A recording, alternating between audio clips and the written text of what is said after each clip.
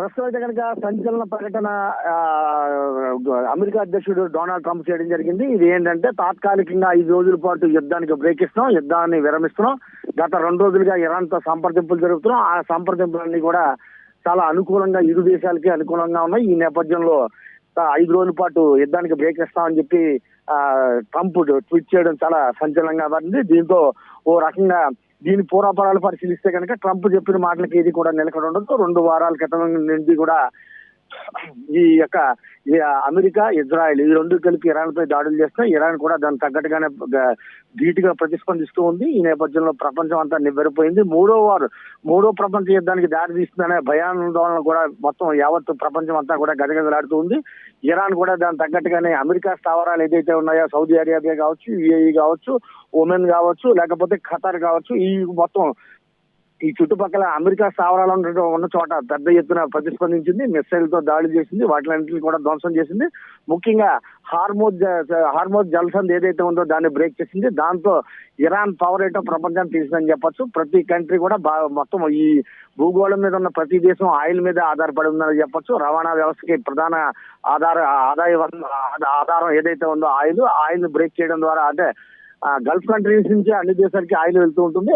ఏదైతే ఆ మెయిన్ కీలక బేస్ పాయింట్ పట్టుకుని ముందు ఆర్థికంగా దెబ్బ కొట్టాలి. ముందు ప్రపంచ దేశాలన్నీ కూడా తమకు మద్దతు రావాలంటే ప్రపంచ దేశాలతో మనం పోరాటం చేయడం కాదు. ప్రపంచ దేశాలకి ఏదైతే కీలక కీ పాయింట్ ఉందో దాన్ని బ్రేక్ చేస్తే ప్రపంచ దేశాలన్నీ కూడా అమెరికా మీద ఒత్తిడి తెస్తాయి. ఒత్తిడి తెచ్చిన తర్వాత ఖచ్చితంగా యుద్ధం విషయంలో ట్రంప్ వెనక్కి అడుగు వేసే అవకాశం ఉంటుంది. అట్ ద సేమ్ తద్వారా యుద్ధాన్ని కూడా కంట్రోల్ చేయడానికి అవకాశం ఉంటుందని చెప్పి చాలా కీలకంగా ఇరాన్ హార్మోజ్ జలసంధి ద్వారా వెళ్లే షిప్లన్నింటినీ పేల్చేస్తామంటూ, అలాగే కొన్ని షిప్ల మీద దాడులు కూడా చేయడం జరిగింది. దీంతో ప్రపంచ దేశాలకు సంబంధించిన ఆయిల్ తీసుకెళ్లే షిప్లన్నీ కూడా గజగజలాడిపోయి అవన్నీ కూడా అక్కడే సముద్రంలో రంగరేసి ఉండిపోవడం జరిగింది. అయితే నిన్న మనం ఇంకొక విషయం చెప్పొచ్చు. ట్రంప్ మాటలు పూర్తిగా లెక్క చేయవలసిన పని లేదు. ఆయన చెప్పింది ఒకటి ఉంటుంది, చేసేది ఒకటి ఉంటుంది. యుద్ధం స్టార్ట్ చేయడానికి ముందు 10 రోజుల తర్వాత యుద్ధం స్టార్ట్ అవుతుంది అంటూ ట్రంప్ ప్రకటన చేశారు. దాని తర్వాత 3 రోజులకే ఇరాన్ మీద దాడి చేయడం జరిగింది. దాని తర్వాత అసలు ఈ గత 3 రోజుల క్రితం ట్రంప్ కూడా ఒక ప్రకటన విడుదల చేశారు. అసలు ఇరాన్ తో చర్చల ప్రసక్తే లేదు, ఖచ్చితంగా ఇరాన్ ని తొదముట్టించేస్తాం, మొత్తం అంతం చేస్తాం, పూర్తిగా ప్రజాస్వామ్య పాలన తీసుకొచ్చే విధంగా అమెరికా కావచ్చు, ఇజ్రాయెల్ కావచ్చు, దీని మీద ఖచ్చితంగా కట్టుబడి ఉందని చెప్పి ప్రకటన చేశారు. మరోవైపు ప్రపంచ దేశాలు కూడా, నాటో దేశాలు కావచ్చు, లేకపోతే దేశాలన్నీ కూడా అమెరికాకి అసలు ఎక్కడ ఏ కోసాన అసలు మద్దతు ఇచ్చిన చూచాయిలే కనబట్టలేదు. ప్రపంచ దేశాల కోసం అక్కడ ఇరాన్ చేస్తున్న దాష్టికం కోసం మేము పోరాటం చేస్తుంటే ప్రపంచ దేశాలన్నీ కూడా కనీసం మాకు స్పందించట్లేదు, మాకు సపోర్ట్ చేయట్లేదు అంటూ కూడా ట్రంప్ అసహనాన్ని వ్యక్తం చేయడం జరిగింది. ఇది ఫస్ట్ కీలక పాయింట్. ఏదైతే ట్రంప్ ఏకఛత్రాధిపత్యంతో దాడులు తెగబడడం, అలాగే సైన్యాన్ని పంపించి మిసైల్ తో దాడి చేయడం, దీని ద్వారా ప్రపంచ దేశాలు కూడా ఏది కూడా సపోర్ట్ చేయకపోవడంతో ఫస్ట్ తొలి వెనకడుగు ట్రంప్ అక్కడే వేశాడని చెప్పొచ్చు. మరోవైపు ఇరాన్ కూడా చాలా కీలకంగా చౌకచక్యంగా ఒక 2 రోజుల క్రితం ఒక ప్రకటన విడుదల చేసింది.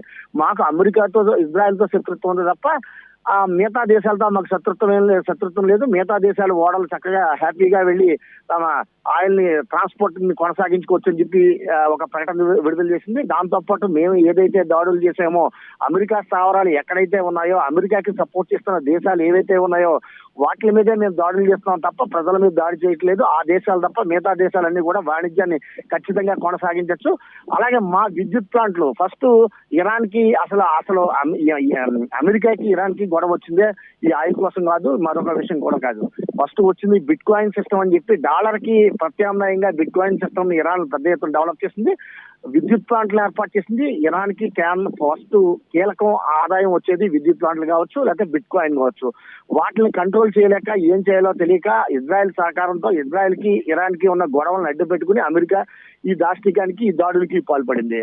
అయితే ప్రస్తుతం ఇరాన్ ఆఫీసులు కావచ్చు, లేకపోతే ఎయిర్పోర్ట్లు కావచ్చు, ఎయిర్ బేస్లు, మిలిటరీ క్యాంపుల్ని అమెరికా వైమానిక దళాలు ధ్వంసం చేసి దాని తర్వాత ఇప్పుడు విద్యుత్ ప్లాంట్లను కొట్టడానికి కూడా సిద్ధం పడుతున్నాయి. ఇదే సందర్భంలో ప్రపంచం అంతటికీ కూడా మా దగ్గర అమెరికా గొప్పలు చెప్పుకుంటూ ఉంటుంది. మా దగ్గర బూచుంది, C-35 F-35 విమానం ఉంది. ఈ విమానం రాడానికి చెక్కదో శత్రువుల్ని గదగదలాడించేస్తున్నట్టు రకరకాలు చెప్పి ఆయుధ మార్కెట్ ని విమానం పేరు చెప్పి ఆమె ఆ ఫ్లైట్ పేరు చెప్పి మొత్తం అమ్ముకుంటూ వచ్చింది. ప్రస్తుతం ఇరాన్ చిన్న చిన్న లేటెస్ట్ టెక్నాలజీ కూడా కాదు, చిన్న రాడార్ వ్యవస్థతో ఆ విమానాన్ని కూల్చేసింది. దాంతో అమెరికాకి రెండో తొలుగు వెనకడుగు పడిందని చెప్పొచ్చు. దాంతో కంగారు పడింది. ఏదైతే మనం గొప్పగా చెప్పుకుంటూ ప్రపంచంలో వాణిజ్యాన్ని ఆయుధ వ్యాపారం చేస్తామో ఆ విమానాన్ని ఇరాన్ కూల్చింది అంటే మన పరిస్థితి దిగజారిపోతుందన్న విషయం అర్థం చేసుకున్నట్టు మనం ఒక రకంగా భావించవచ్చు. మరోవైపు మిగతా దేశాలు కావచ్చు, లేకపోతే నాటో దేశాలు కావచ్చు, లేకపోతే ప్రపంచవ్యాప్తంగా ఉన్నటువంటి దేశాలు ఏ దేశాలు కూడా అమెరికాకి మద్దతు ఇవ్వడం, హార్మోజ్ జలసంధిలో మీ షిప్పులు రానా అయ్యేటప్పుడు మేము భద్రత కల్పిస్తామని చెప్పి ట్రంప్ ప్రకటించారు. అయితే మిగతా దేశాలు కూడా సపోర్ట్ చేయాలన్నారు. దాంతో ఎవరు ముందు స్పందించలేదు. దాంతో మరొక వెనకడు చేసిందని చెప్పొచ్చు. ఇప్పుడు ప్రస్తుతం ఈ 5 రోజుల విరామానికి గల కారణం అంటే ఇప్పుడు జరుగుతున్న ఈ 2 వారాల బట్టి జరుగుతున్న యుద్ధం యొక్క పరిస్థితుల నేపథ్యంలో అర్థం చేసుకునే విధానం ఏంటంటే అమెరికాకి ఇరాన్ కి చాలా గ్యాప్ ఉంది. అమెరికా ఏదైతే సైనిక స్థావరాలు ఏర్పాటు చేసింది యుఏఈ కావచ్చు, దుబాయ్ కావచ్చు, ఒమెన్ కావచ్చు, ఇలాంటి ప్రదేశాల్లో ఎక్కడైతే ఉన్నాయో అక్కడి నుంచి ఉన్న ఆయుధాలన్నింటినీ కూడా అస్త్రశస్త్రాలన్నింటినీ కూడా వినియోగించింది. పెద్ద లక్షల కోట్లు పెట్టి ఖర్చు చేసినటువంటి ఆయుధాలన్నింటినీ కూడా ఇరాన్ చిన్న డ్రోన్లు 40 లక్షలు 30 లక్షలు కన్నా తక్కువ విలువ చేసే ఈ డ్రోన్లతో వాటిని కూల్చివేసింది. ప్రస్తుతం ఆయుధ సంపత్తి కూడా తగ్గిపోయిందని చెప్పేసి మనం వివిధ మాధ్యమాల్లో చూస్తాం. ఏదైతే అమెరికాకి సంబంధించిన వార్తాపత్రికలు కావచ్చు, ఛానల్ కూడా ఇది యుద్ధం ఎందుకు జరుగుతోంది, అసలు మనకి ఇరాన్కి సంబంధం లేకుండా ఈ గొడవ ఏంటి, ఖర్చు అంతా ఎందుకు, ఈ అనవసరంగా అమెరికా ఆర్థిక మాంద్యంలోకి పోతుందంటూ పెద్ద ఎత్తున నిరసన జ్వాలు కూడా వెల్లువెత్తుతున్నాయి. మరోవైపు మరికొద్ది నెలల్లో అమెరికాలో లోకల్ బాడీ ఎలక్షన్స్ కూడా జరుగుతున్నాయి.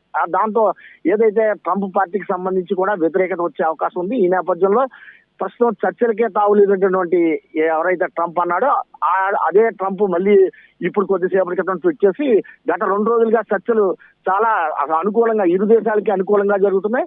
5 రోజుల పాటు నిలిపివేస్తాం. 5 రోజుల పాటు నిలిపివేసిన తర్వాత ఈ 5 రోజుల పాటు కూడా చర్చలు జరుపుతాం. ఈ చర్చలు అనుకూలంగా కనుక ఉంటే కనుక ఖచ్చితంగా యుద్ధాన్ని విరమిస్తా ఉన్నట్టే మనం భావించవచ్చు. ఇక్కడ మనం కీలక పాయింట్ ఏంటంటే ఆయుధ సంపత్తి అయిపోయి ఉండొచ్చు, లేకపోతే ఇతర దేశాల నుంచి సపోర్ట్ రాకపోయి ఉండొచ్చు, లేకపోతే C-35 విమానం ఏదైతే ఉందో దాన్ని కోల్చడంతోనే అమెరికాకి పెద్ద షాక్ అని చెప్పొచ్చు. అసలు రాడార్ కావచ్చు, లేకపోతే ఏ ఇతర యుద్ధ సామాగ్రికి ఏ శాస్త్ర సాంకేతిక పరిజ్ఞానం, అత్యాధునిక పరిజ్ఞానాన్ని కూడా అంతు చిక్కని ఆ విమానాన్ని ఇరాన్ ఏ విధంగా కూల్చేసింది, ఇరాన్ కి ఇతర దేశాల నుంచి బహిరంగంగా మద్దతు లేనప్పటికీ కూడా